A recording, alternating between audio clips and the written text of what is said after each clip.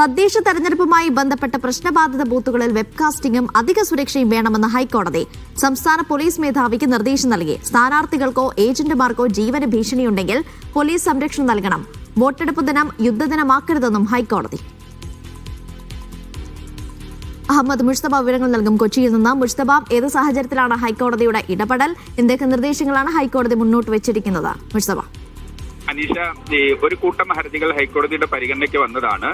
കണ്ണൂരിൽ നിന്നുള്ള നിരവധി ഹർജികൾ. അതിലാണ് ക്രമസമാധാന പ്രശ്നങ്ങളും അതോടൊപ്പം തന്നെ ബൂത്ത് പിടിച്ചെടുക്കൽ ഉൾപ്പെടെയുള്ള നിരവധി പ്രശ്നങ്ങൾ ചൂണ്ടിക്കാണിച്ചുള്ള ഹർജിയിൽ ആ ഹർജികളാണ് ഹൈക്കോടതി ഇപ്പോൾ ഒരു തീരുമാനം പറഞ്ഞിരിക്കുന്നത്. സംസ്ഥാന പോലീസ് മേധാവിക്ക് ഒരു നിർദ്ദേശം നൽകിയിരിക്കുന്നു. ക്രമസമാധാന പ്രശ്നങ്ങളുള്ള ബൂത്തുകളിൽ വെബ്കാസ്റ്റിംഗും അധിക സുരക്ഷയും വേണമെന്നാണ് ഹൈക്കോടതിയുടെ നിർദ്ദേശം. ഇത് സംബന്ധിച്ച് സംസ്ഥാന പോലീസ് മേധാവിക്ക് ഹൈക്കോടതി ജസ്റ്റിസ് PV കുഞ്ഞികൃഷ്ണൻ ഒരു നിർദ്ദേശം നൽകിയിരിക്കുന്നു. മാത്രമല്ല, ഏതെങ്കിലും നിലയ്ക്ക് എന്തെങ്കിലും പ്രശ്നങ്ങൾ ഉണ്ട് എന്ന് തോന്നിക്കഴിഞ്ഞാൽ, അല്ലെങ്കിൽ ക്രമസമാധാന പ്രശ്നങ്ങളുള്ള പ്രശ്നബാധിത ബൂത്തുകളിലല്ലാതെ തന്നെ മറ്റേതെങ്കിലും തരത്തിലുള്ള പ്രശ്നങ്ങൾ ഉണ്ട് എന്നൊരു തോന്നൽ ഉണ്ടായാൽ അത് കണ്ണൂരിന് പുറത്തു തന്നെ ഏതെങ്കിലും ബൂത്തുകൾ അങ്ങനെ ഉണ്ടെങ്കിൽ സ്ഥാനാർത്ഥിക്കും സ്വന്തം നിലയ്ക്ക് അങ്ങനെ വെബ്കാസ്റ്റിംഗ് ഏർപ്പെടുത്തണമെന്ന് ആവശ്യപ്പെടാം. അതിന്റെ ചിലവ് സ്ഥാനാർത്ഥി തന്നെ വഹിക്കണം. മാത്രമല്ല, ഇപ്പൊ സ്ഥാനാർത്ഥിക്കോ ഏജന്റുമാർക്കോ ഒക്കെ വധഭീഷണിയോ അല്ലെങ്കിൽ ഏതെങ്കിലും അക്രമ പ്രശ്നങ്ങളോ ഒക്കെ ഉണ്ടാകാനുള്ള ഒരു സാധ്യതയുണ്ട്.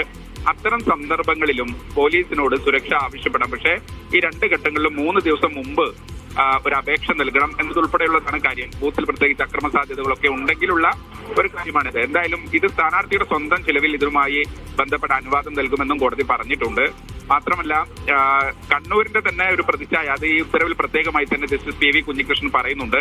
അതിഥികളെ സ്വന്തം കുടുംബാംഗങ്ങളെ പോലെ സ്വീകരിക്കുന്നവരാണ് കണ്ണൂരുകാർ. അങ്ങനെ ഇപ്പോൾ